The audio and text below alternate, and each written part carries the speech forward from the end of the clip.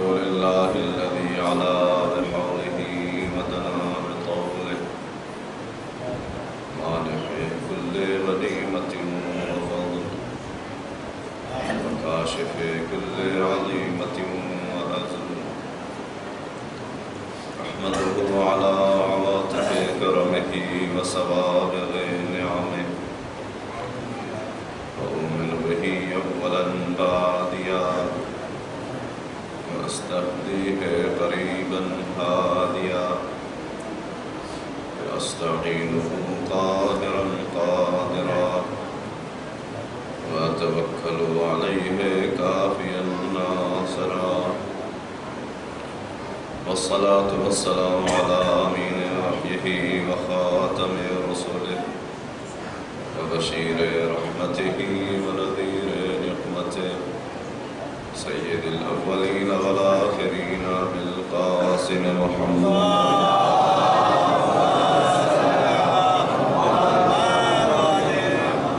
وعلى أهل بيته الطيبين الطاهرين المعصومين المعصومين الذين من والاهم فقد والى الله ومن عاداهم فقد عاد الله ومن أحبهم فقد أحب الله ومن أبغضهم فقد أبغض الله ولعنة الله على أعدائهم أعداء الله إلى يوم لقاء الله أما بعد فقد قال الله سبحانه وتعالى وقوله الحق أعوذ بالله من الشيطان الرجيم بسم الله الرحمن الرحيم إن ولي الله الذي نزل الكتاب وهو يتولى الصالحين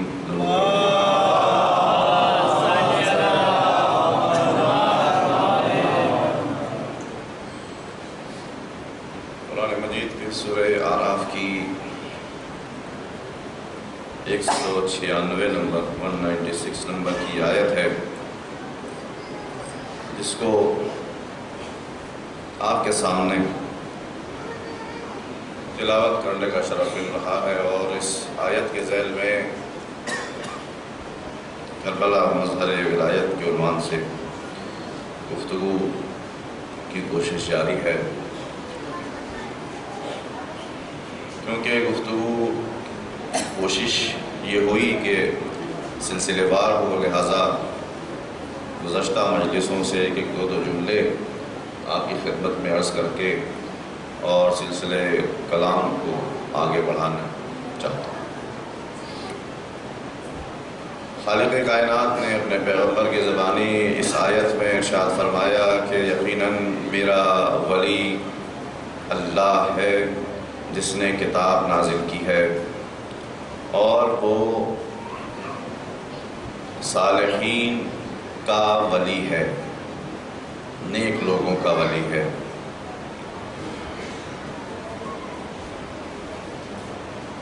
ولایت کا موضوع اتنی اہمیت کا حامل ہے کہ پروردگار متعال نے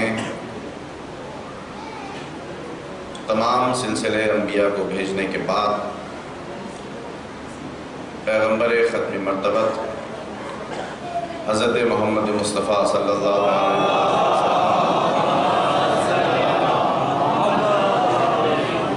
کے ہاتھوں پر اپنے وہ تمام احکام جو اسے بشریت کو اپنے سے قریب کرنے کے لیے بھیجنے تھے وہ بھیج دیے،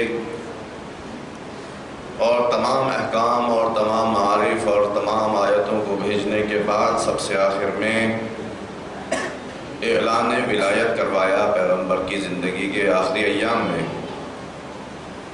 جس سے بخوبی یہ اندازہ لگایا جا سکتا ہے کہ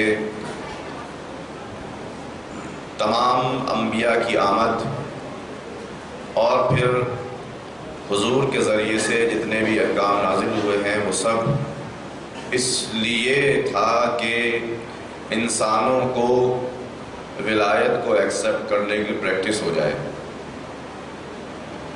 اور جب ولایت کا اعلان ہو تو پھر اس وقت کسی کو گراں نہ گزرے بھاری محسوس نہ ہو، سنگینی کا احساس نہ ہونے پائے۔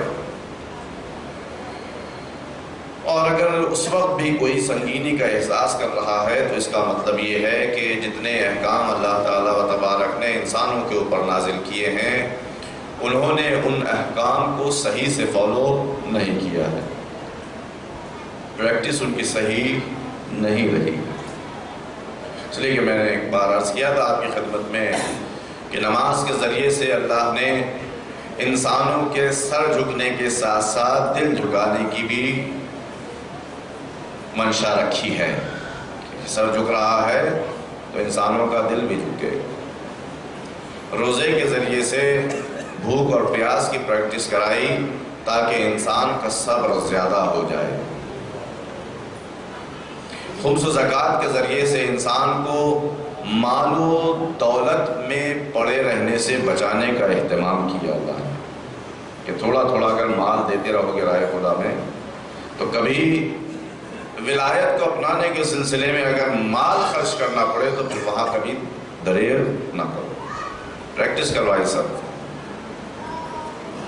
حج کے معاملے میں بھی ایسے ہی اللہ نے حج جو واجب کیا ہے تو اس میں بہت سارے لوگ ایسے ہیں کہ جو حج کرنے کے لیے جاتے ہیں تو اس میں بہت سے بہت امیر ہوتے ہیں، مالدار ہوتے ہیں، اور بہت سے میڈیم کلاس کے مالدار ہوتے ہیں، اور بہت سے ایسے بھی ہوتے ہیں کہ جو صلوات پڑھ دیجئے محمد و آل محمد۔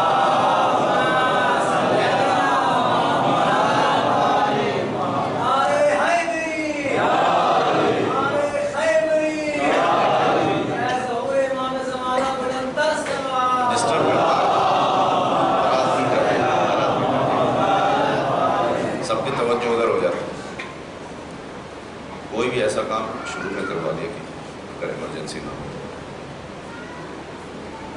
ایک اور صلوات پڑھ دیجئے محمد۔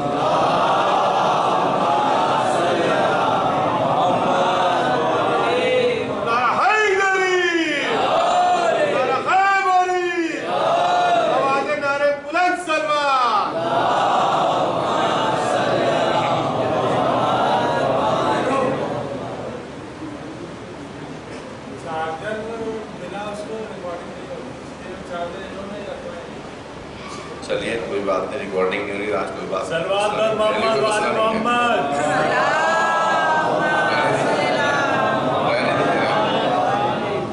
رہنے دیجیے، چھوڑیے، کوئی بات نہیں ہوگی، کوئی بات نہیں، مسئلہ نہیں۔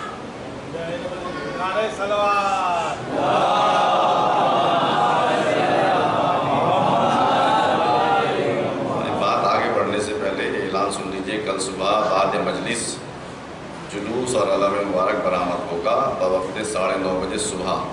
تمام مومنین سے شرکت کی گزارش ہے، کل صبح اسی امام باڑے سے 9:30 بجے انشاءاللہ۔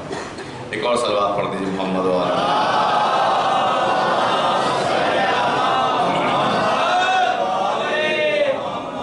تو عرض کر رہا تھا آپ کی خدمت میں کہ اگر وہ تمام احکام جو اللہ نے نازل کیے ہیں اس کی صحیح سے پریکٹس انسان نے نہیں کی ہے تو وہ اس قابل نہیں ہو پائے گا کہ ولایت کے بوجھ کو برداشت کر سکے۔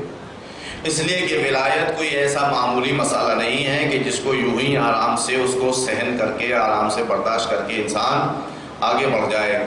میں بار بار دہرا رہا ہوں اس بات کو کہ کیونکہ ہمارے ذہنوں میں عام طور سے یہ مسئلہ ہے پہلے سے کہ ارے ولایت تو کوئی خاص چیز ہے نہیں ایسی، خود ہمیں ہمارے ماں باپ نے، والدین نے گھٹیوں میں گھول کے پلا دی ہے اور اب ہمارے پاس ہے تو کہیں جانے سے تو رہی، وہ خاندانی میراث ہے، وہ خاندانی میراث ہے، ملی ہے، وہ رہے گی ہمارے پاس، کہیں جانے سے رہی۔ لیکن اگر اس پورے سسٹم کو ہم سمجھنے کی کوشش کریں جو اللہ نے ولایت کے لیے رکھا ہے تو پھر ہمیں اس بات کا اندازہ ہوگا کہ سارا زور ہی ولایت کے لیے لگایا گیا ہے۔ جی میں نے عرض کیا نا آپ کی خدمت میں 1,24,000 انبیاء آئے، کیسی کیسی مصیبتوں نے برداشت کی، دشمنوں کے پتھر کھائے، نہ جانے کیسے کیسے، بعض انبیاء کو تو شہادت برداشت کرنی پڑی، سر و تن میں جدائی ہو گئی۔ اسی ولایت کے چکر میں جنات سے لڑائی ہوئی جناب سلیمان کے زمانے میں، نہ جانے کیسے کیسے بادشاہوں سے اور خوخار انسانوں سے جنگیں ہوئیں، اور نہ جانے کیسے کیسے قصے ہوئے، سب کو نہیں بتایا جا سکتا۔ اور پھر ہمارے حضور کو بھی اتنے 23 سالہ زندگی میں پہلے اعتقادات مضبوط کروائے، اپنی زندگی میں پہلے توحید کا سبق پڑھایا، عدل و قیامت کے سبق پڑھائے، اخلاقیات مضبوط کروائے، اس کے بعد پھر نماز آئی، پھر روزہ آیا، پھر اور اس کے ساتھ ساتھ جو توجہ کیجیے گا، خالی یہی نہیں کہ انہوں نے کہا کہ نماز پڑھ لو، روزہ رکھ لو، حج پہ چلے جاؤ، زکوٰۃ دے دو تو اس لائق ہو جاؤ گے کہ تم ولایت کو ایکسیپٹ کر پاؤ گے، ولایت کو قبول کر پاؤ گے، ولایت کا کلمہ پڑھ پاؤ گے، ولایت کو جھیل پاؤ گے، نہیں۔ اس کے ساتھ ساتھ اب یہ ایک الگ پوائنٹ ہے جو آج میں بیان کر رہا ہوں، ابھی تک اس کی طرف میں نے اشارہ نہیں کیا۔ اس کے ساتھ ساتھ حضور نے اپنی 23 سالہ زندگی میں خالی یہی نہیں بتایا کہ نماز پڑھنی ہے، روزہ رکھنا ہے، حج کرنا یہ سب نہیں، اس کے ساتھ ساتھ جتنی بھی بری عادتیں اور گناہ ہو سکتے تھے سب سے رکنے کا بھی حکم دیا۔ کاہے کے لیے؟ ولایت کو قبول کرنے کے لیے۔ دیکھیں کتنی حساس اور سینسیٹیو چیز ہے یہ ولایت، یعنی تمام احکام بھی انجام دینے ہیں اور تمام گناہوں سے بھی بچنا ہے۔ جھوٹ بولنا نہیں، ممنوع، نہیں بول سکتے۔ سود کھانا، ربا، انٹرسٹ دینا اللہ سے جنگ کرنے کے برابر ہے، منع ہے۔ غیبت کرنا اپنے مردار بھائی کے گوشت کھانے کے برابر ہے، منع ہے۔ بے حیائی کرنا منع ہے۔ نامحرموں کے مجمع میں گھومنا، یعنی خواتین مردوں کے مجمع میں آ جائیں اور مرد خواتین کے مجمع میں چلے جائیں، ممنوع ہے۔ مال حرام کھانا ممنوع ہے۔ کسی کا دل توڑنا ممنوع ہے۔ یتیم کا مال غصب کر کے اپنی جیب میں رکھ لینا یا اس کی پراپرٹی اپنی پراپرٹی میں ملا لینا آتش جہنم کھانے کے برابر ہے۔ آئیے ساری چیزیں کاہے کے لیے ہیں بھائی؟ یہ سب حضور نے 23 سالہ زندگی میں کیا ہے، یعنی پہلے بتایا اللہ ہے کہ اس کے علاوہ کوئی نہیں، اللہ کسی پر ظلم نہیں کرتا، ہر انسان کو لوٹ کر قیامت میں جانا ہے۔ یہ سارے عقیدے جب مضبوط کروا دیے اس کے بعد پھر فرمایا کہ کوئی بھی انسان بنائے گا تو وہ آج کے حالات کو دیکھ کر بنائے گا، کل کیا ہوگا، کتنے لوگ اس پر عمل کر پائیں گے، اگر اس پر عمل کیا گیا تو کیا نتیجہ ہوگا، نہیں کیا گیا تو کیا رزلٹ آئے گا، یہ پتہ ہے ہمیں؟ نہیں پتہ ہے۔ اسی لیے آپ نے سنا ہوگا کہ پارلیمنٹ میں فلاں قانون پاس ہوا اور اس کو بھیج دیے گئے سب جگہ کہ یہ قانون ہے جناب، اس کے بعد اس پہ عمل کیا جائے، اور کچھ ہی دن کے بعد خود ہی رولنگ پارٹی والوں نے کہنا شروع کر دیا صاحب یہ جو قانون بنایا تھا آپ نے اس میں تو بڑی گڑبڑ ہے، بہت گڑبڑ ہے اس میں، تو پسے جا رہے ہیں لوگ، مرے جا رہے ہیں لوگ، کٹے جا رہے ہیں لوگ، لوگوں پہ اتنی پیڑائیں آ رہی ہیں اسی قانون کی وجہ سے۔ اچھا تو پھر کیا کریں؟ قانون بدلیے یا اس میں کوئی لگا دیجئے اس میں کچھ ایسا کہ جس سے وہ، تو یہ پوری دنیا میں یہی ہوتا ہے۔ آپ کسی بھی ملک میں چلے جائیے وہاں ان کا اپنا قانون ہوتا ہے۔ یہ قانون بنانے کا حق ان کو ہے کہ نہیں ہے؟ یہ قانون بنانے کا حق صرف اللہ کو۔ کیوں ہے؟ اس لیے کہ اللہ کا علم جیسا ہے ویسا علم کسی اور کا نہیں ہے۔ جتنا مہربان اللہ ہے اتنا مہربان کوئی نہیں ہے۔ جو ہر کسی کو نعمت دینے والا ہے کسی سے کچھ لیتا نہیں ہے۔ ٹھیک؟ یہاں رولنگ پارٹی آ کر کے قانون بناتی ہے، سوچتی ہے کہ اس میں کچھ ہمارا بھی فائدہ ہو جائے، کچھ ہماری پارٹی کا بھی فائدہ ہو جائے، مگر اللہ اتنا بے نیاز ہے جب وہ قانون بناتا ہے تو اپنا کوئی فائدہ اس میں نہیں سوچتا، اس لیے کہ وہ اتنا بے نیاز ہے کہ اسے کسی کے فائدے کی کوئی ضرورت ہے ہی نہیں۔ بہت سے لوگ کہتے ہیں صاحب ہم اللہ کی عبادت کیوں کریں جب وہ بے نیاز ہے، تو اس میں اس کا کیا، اس کا کوئی فائدہ نہیں تو پھر اس کا کوئی فائدہ نہیں ہے، ہمارا اور آپ کا تو فائدہ ہے۔ کیجئے تو صرف حق اس کو ہے قانون بنانے کا، اسی کو کہتے ہیں ولایت تشریعی۔ آیا یہ حق اس نے پیغمبر کو دیا کہ نہیں دیا؟ آیا یہ رائٹ پیغمبر کو دیا کہ نہیں دیا کہ وہ بھی کچھ قانون بنا سکیں؟ توجہ کیجئے گا میرے عزیزو، بہت سے یہ کہتے ہیں کہ نہیں صاحب بس اللہ کا حق ہے، پیغمبر کو یہ حق نہیں کہ وہ قانون بنا سکیں۔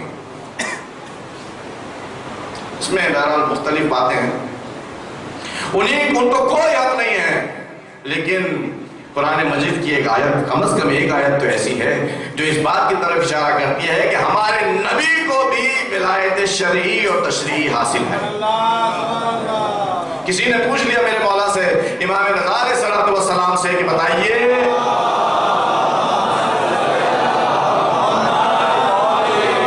کہ کیا میرے سرکار بھی کوئی قانون شریعت کا بنا سکتے ہیں کہ نہیں بنا سکتے؟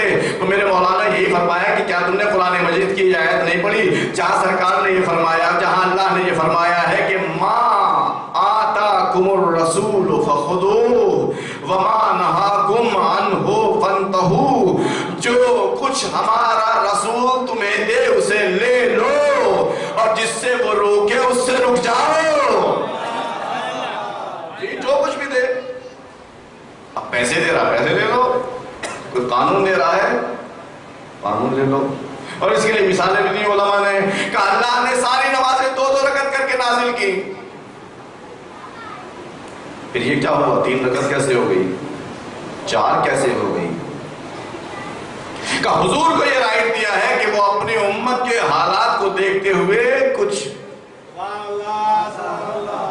انہوں نے یہ دیکھا کہ میری امت کو جو قوانین دیے گئے ہیں اس قوانین کے ذریعے سے ان کا دل خالی 2 رکعت میں نہیں جھک پائے گا، لہذا کہیں 1 بڑھا دی کہیں 2 بڑھا دی تاکہ اور زیادہ سجدہ کرنے کا موقع بھی مل سکے اور زیادہ سر جھکانے کا بھی موقع مل سکے۔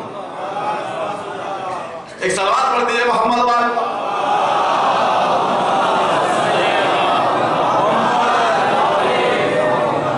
اب جو کچھ بھی اللہ کا رسول دے اسے لے لو اور جس سے وہ روکے اس سے رک جاؤ۔ اب تمہیں یہ کہنے کا حق نہیں کہ رسول یہ آپ نے اپنی طرف سے دیا ہے کہ اللہ کی طرف سے دیا، یہ کہنے کا حق نہیں ہے۔ جیسا کہ اس قسمت کے مارے نے آ کر کہا تھا، جب ولایت کا اعلان ہوا تو اس نے یہی تو کہا کہ امین اللہ او منک، یہ اللہ کی طرف سے ہے یا آپ نے بڑھایا ہے؟ حالانکہ اعلان اللہ کی طرف سے تھا، لیکن اگر خود رسول بھی بیان کر دیتے تو بھی حق ہی تھا۔ لہذا یہ ولایت بھی میرے سرکار کو ملی، لیکن میں نے عرض کیا تھا آپ کی خدمت میں، ولایت تکوینی اللہ کی اور رسول کی اس میں بھی تھوڑا فرق تھا۔ کیا فرق تھا؟ فرق یہ تھا کہ اللہ کی ولایت اپنی ہے اور سرکار کی ولایت ادھر سے عطا ہوئی ہے، اپنی نہیں ہے۔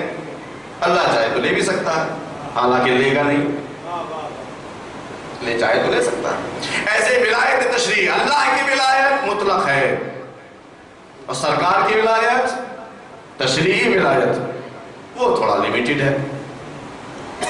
یہ ولایت بھی یہ ولایت بھی، یہ میں اس لیے عرض کر رہا ہوں کہ بعد میں کسی جگہ پر یہ کام آئے گا کہ جو ولایت تکوینی ہے وہ ویسی بالکل نہیں ہے جیسی اللہ کی ہے۔ فرق یہ ہے کہ اس میں اس کی اپنی ہے، ان کی عطا کردہ ہے۔ ولایت تشریع وہاں بالکل مطلق ہے، وہ چاہے جب جیسے جیسا قانون بنا لے وہی بنائے گا، اس کو حق ہے۔ لیکن رسول کو حق تو ہے مگر تھوڑا لیمیٹڈ۔ ایسا نہیں کہ ابتدائی طور پر وہ کہیں کہ نماز پڑھو، نماز کا حکم وہاں سے آئے گا، ہو سکتا ہے کچھ کنڈیشنز یہ بتا دیں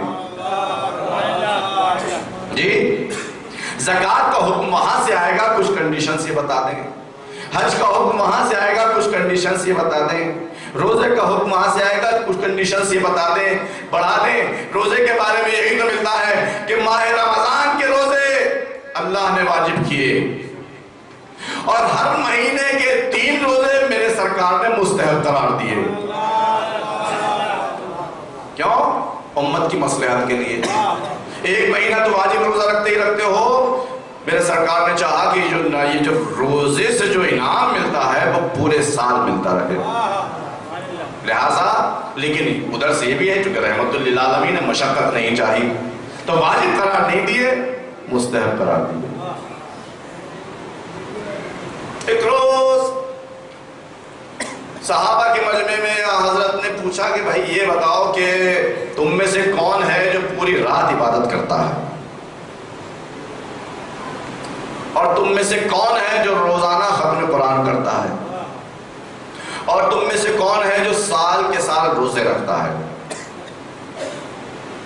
دیکھیے انسان جب ولایت سے واقعی طور پر کنیکٹڈ رہتا ہے تو اس میں کیسی کیسی خصوصیتیں پیدا ہو جاتی ہیں۔ جی پوری امت کے سامنے یہ سوال رکھا تھا حضور نے، اب سب ادھر ادھر کی دیکھنے لگے، ادھر کو دیکھا ادھر کو دیکھا، کون ہے بھائی ایسا؟ ہاں تو ماہ رمضان کے روزے ہی پتہ نہیں کیسے کیسے پورے ہوتے ہیں، پورے سال روزے۔ ایک بوڑھا صحابی اٹھا بہت دیر کے بعد، جب سب نے کوئی جواب نہیں دیا، بوڑھا صاحب اٹھا، یا رسول اللہ میں پورے سال روزے رکھتا ہوں، روزانہ ختم قرآن کرتا ہوں، پوری رات عبادت کرتا ہوں۔ لوگوں نے کہا بھیا ہم نے تو تمہیں دن میں کھانا کھاتے ہوئے بھی دیکھا ہے، رات میں سوتے ہوئے بھی دیکھا ہے، کبھی قرآن پڑھتے ہوئے نہیں دیکھا، اور تم تو وہ صحابی ہو جو منا اہل البیت کا لقب لیے گھومتے ہو۔ سلمان ہم نے کبھی تمہیں بھوکے پیٹ نہیں دیکھا، گویا کھانا کھاتے ہوئے دیکھا۔ پھر کیسے کہ اگر سال میں ایک بار بھی تم نے کھانا کھایا تو تمہاری بات سچ نہیں ہے کہ پوری سال روزہ رکھتے ہو۔ اب جب یہ بات اعتراض آ گئے صحابہ کرام کے تو رسول خدا نے یہ فرمایا کہ سلمان بتاؤ ذرا میٹر کیا ہے؟ یا رسول اللہ آپ کی بات جو سنی تھی اس پر عمل کیا ہے۔ آپ نے فرمایا تھا کہ جو انسان ہر مہینے میں صرف 3 روزے رکھے گا، صرف 3 روزے رکھے گا، تو چونکہ اللہ نے فرمایا ہے کہ من جاء بالحسنۃ فلہ عشر امثالھا، جو ایک نیکی کر کے آئے گا اس کو ہم 10 گنا ثواب دیں گے۔ 3 روزے رکھتا ہوں 30 دن کا ثواب ملتا ہے۔ 3 روزے رکھتا ہوں 30 دن کا ثواب ملتا ہے، ہر مہینے ایسے 3 دن کے روزے رکھتا ہوں 30 دن کا ثواب ملتا ہے، باقی دن کھاتا ہوں۔ اور رات میں عبادت کا کیسے کرتے ہو سلمان؟ کہا آپ ہی نے فرمایا تھا جو وضو کر کے سوئے بالکل ایسے ہی جو پورے دن پوری رات نماز پڑھتا رہے۔ ارے قرآن کیسے پڑھتے ہو؟ کہا کچھ نہیں کرتا، آپ ہی نے فرمایا تھا جو اپنی زبان پر 3 بار سورہ توحید پڑھ لے اس کا ثواب ایسا ہی جیسے ختم قرآن کا ثواب ہے۔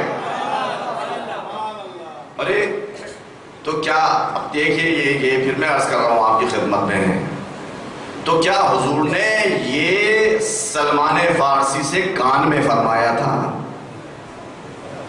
جب ان کے گھر تشریف لے گئے تھے؟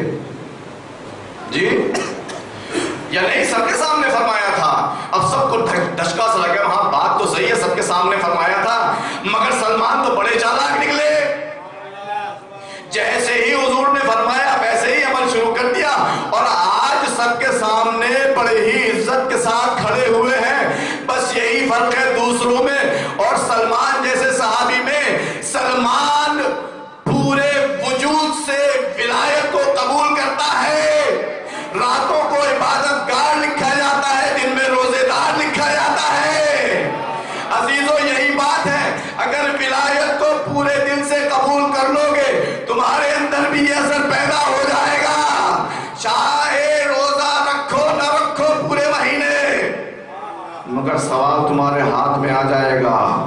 کیوں؟ اس لیے کہ تم نے اس کے سامنے، اس کے حکم کے سامنے صحیح سے سر جھکایا ہے اور اپنے دل کو جھکایا ہے۔ ایک صلوات بھیجئے محمد و آل محمد پر۔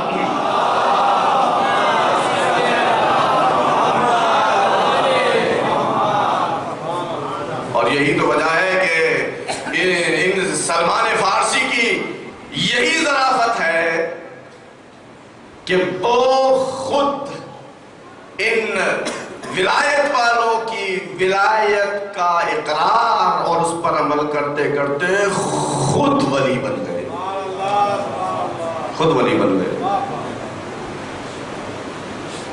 اور آج اگر ان کی آپ تاریخ پڑھیں گے تو وہاں مختلف ائمہ نے ان کی کیا کیا تعریف لکھی ہے، عجیب عجیب تعریف ہے۔ سلمان وما ادراک ما سلمان، بحر عمیق، گہرا سمندر ہے سلمان، اس کو درد کرنا ہر کسی کے پاس بس کی بات نہیں۔ میرے عزیزوں، تو ولایت تکوینی اور ولایت تشریعی، حضور کو دونوں ولایتیں ملی ہیں، تکوینی بھی اور تشریعی۔ اب کوئی یہ نہیں کہہ سکتا کہ صاحب وہ تو ہمارے ہی جیسے تھے، ان کو یہ سب کیسے؟ خود حضور نے فرمایا ہے کہ انا بشرون مثلکم، میں تمہارے جیسا ہی انسان ہوں۔ تو آدمی یہ سوچتا ہے کہ بھائی جب ہمارے وجود سے کسی کو فائدہ نہیں پہنچا اور ہمارا وجود ہر کسی کے لیے بوجھ بن جاتا ہے کبھی کبھی، اور ہمارے وجود میں کوئی خاصیت ایسی نہیں ہے، تو جب میرے سرکار ایسے تھے، سرکار ایسے تھے، تو پھر ان کو کہاں اللہ نے ایسی ولایت دے دی ہوگی؟ جی کہاں دے دی ہوگی اللہ نے؟ ہاں یہ بات ٹھیک ہے کہ اللہ نے ان پر وحی نازل کی ہے، اللہ نے ان پر پیغام پہنچایا ہے، اللہ نے ان کے اوپر قرآن نازل کیا ہے، اللہ نے ان کے اوپر معجزات ان کے ہاتھ سے، یہ سب کچھ ٹھیک ہے اپنی جگہ پر، مگر ہے تو ہمارے ہی جیسے۔ وہ تو اللہ کا کرم تھا جو سب ان کے ہاتھ پر تھا، اللہ ہمارے اوپر کرتے تھا، ہم بھی ایسے ہی ہوتے۔ یہی تو بتانا چاہتے ہیں کہ اگر تم حضور جیسے ہوتے تو اللہ کے فیض میں کوئی دیر نہیں ہوتی۔ کیوں؟ اس لیے کہ جو حضور جیسے تھے ان کے پاس بھی یہی ولایت تھی۔ توجہ کیجئے میرے عزیزو، جو حضور جیسے تھے ان کے پاس بھی ویسی ولایت تھی۔ کون تھا حضور جیسا؟ خود حضور ہی نے فرمایا علی کا نفسی، علی میرے جیسا ہے۔ جہاں جہاں حضور کی ولایت ہے وہیں وہیں علی کی بھی ولایت ہے۔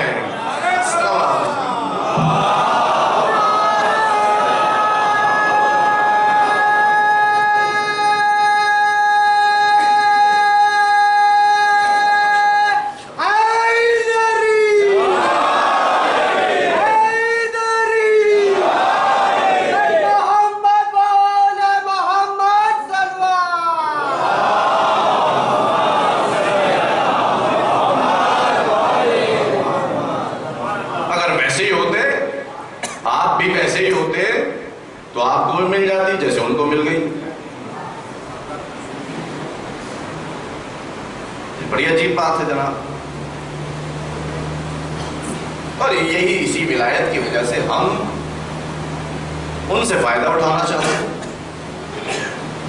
اب یہ ہماری اب اس میں کمی کہہ لیجیے، اچھائی کہہ لیجیے، برائی کہہ لیجیے، ہمیں پتہ چلا کہ وہ ولی خدا ہے، اور ہر انسان چاہتا ہے کسی کے پاس پوسٹ ہو تو اس سے فائدہ اٹھا لے، مگر بہت سے لوگ ہیں کہ جو اتنے اندھے ہیں کہ قرآن کی آیتیں بھی ان کی آنکھوں کو نورانی نہیں کر سکی ہیں، اتنے اندھے۔ ایک معلم قرآن ہے، وہ گئے تھے وہاں حج پہ،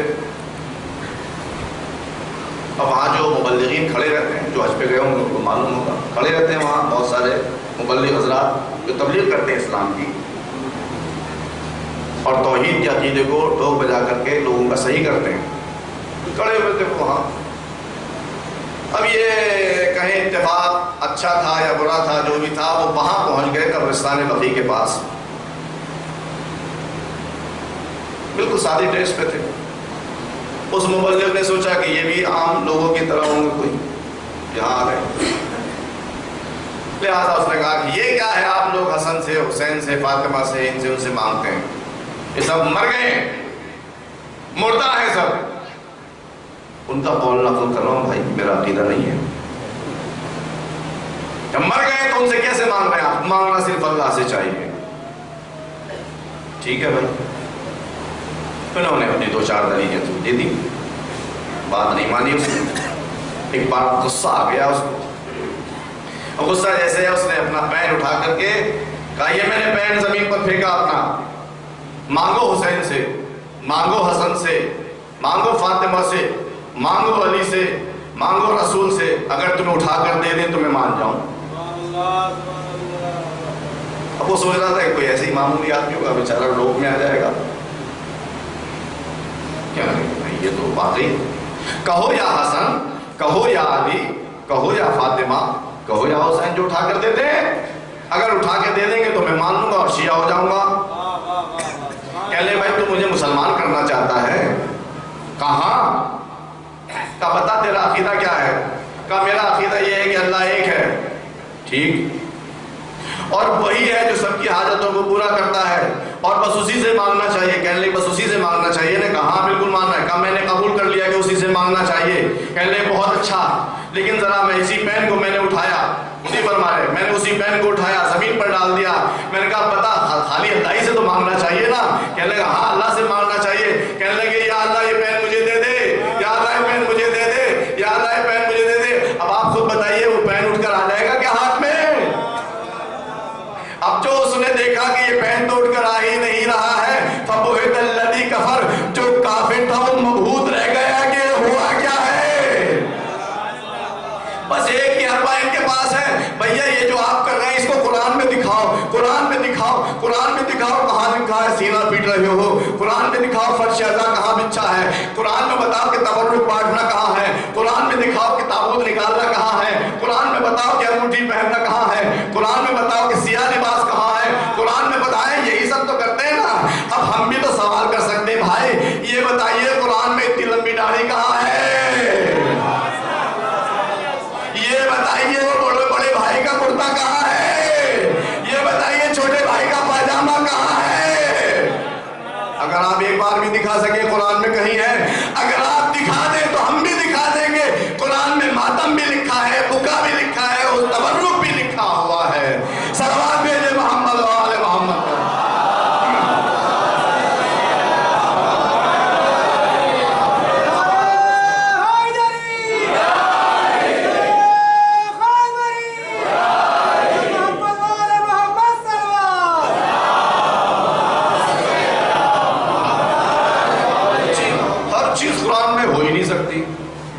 اگر آپ اپنے دعوے کے سچے ہیں کہ ہر چیز جو ہم کر رہے ہیں قرآن میں ہونی چاہیے تو مجھے دکھائیے صبح کی 2 رکعت کہاں ہیں،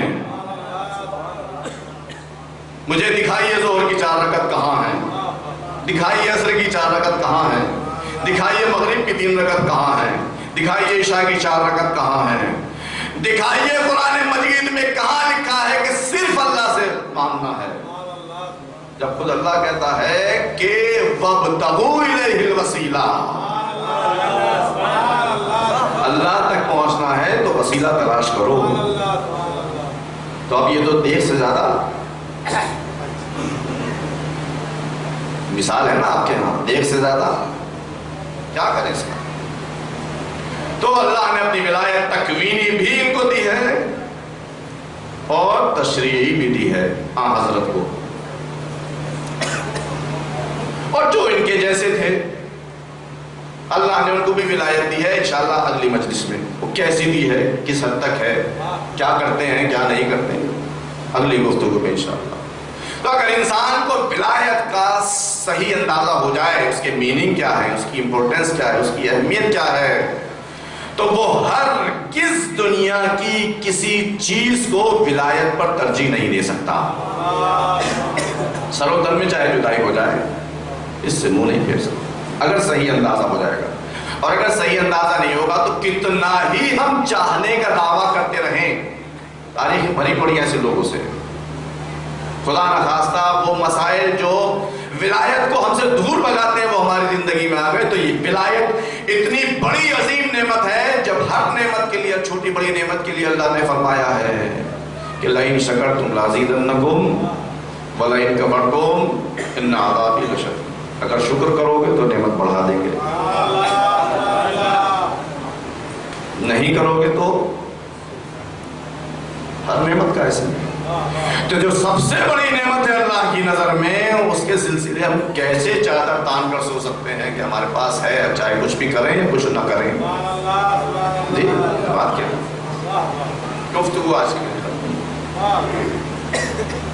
یہ اتنی ہے جس کے پاس ولایت ہوتی ہے، پھر وہ کسی چیز سے خوف نہیں کھاتا،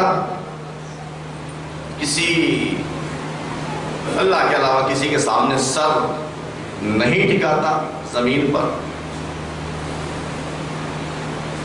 اور جو کچھ اس کا ولی چاہتا ہے اس کو تہہ دل سے قبول کرتا ہے۔ یہ خصوصیت ہے۔ اگر موقع ملا تو اس بارے میں انشاءاللہ اگلی مجلسوں میں چند باتیں ہیں۔ جو کچھ اللہ چاہتا ہے، چونکہ اس نے اس کو اپنا سرپرست اور حاکم مانا ہے، تو جیسے بھی وہ چاہے ویسے وہ قبول کر لیتا ہے۔ لہذا کربلا کا یہ واقعہ اسی کا ایک عینی نمونہ ہے کہ بھلا ایسا کیسے ہو سکتا ہے کہ انسان دیکھ رہا ہو کہ سامنے پوری حکومت کھڑی ہوئی ہے اور پھر بھی اپنے بچوں کو ساتھ لے جائے، اسے یہ محسوس ہو رہا ہو کہ اگر نکلیں گے تو تن کے تن و بدن کے ٹکڑے ٹکڑے ہو جائیں گے، سب لٹ جائے گا، پھر بھی وہ لے کر، کیونکہ اسے معلوم ہے کہ میرے ولی کا ارادہ یہی ہے، اس کا منشا یہی ہے، اس کا ارادہ یہی ہے، لہٰذا اس کو تہہ دل سے قبول کر لے۔ ورنہ کیا ایسا ممکن ہے کہ کوئی انسان اپنے جوان بیٹے کو مرنے کے لیے بھیجے؟ ہر کسی، مگر مولا حسین نے یہ کام بھی قبول کیا، اور کتنے خوبصورت انداز میں اپنے جوان بیٹے کو بھیجا۔ بابا جان اجازت دے دیجیے۔ تاریخ لکھتی ہے کہ سید الشہداء کا علی اکبر کے ساتھ بڑا ہی عجیب معاملہ رہا۔ جتنے شہداء آتے تھے اجازت لینے کے لیے شہادت سے پہلے، ہر کسی کے ساتھ کچھ نہ کچھ لگا دیتے تھے کہ نہیں ابھی رک جاؤ، ابھی ٹھہر جاؤ، فلاں سے اجازت لے لو، سے لے لو۔ لیکن جب علی اکبر آئے ہیں تو سید الشہداء نے اتنی تیزی سے اجازت دی ہے کہ تاریخ میں کسی اور کے لیے نہیں ملتا۔ اتنی تیزی سے، جاؤ بیٹا، جانے سے پہلے اپنی ماں اور پھوپھی سے اجازت لی۔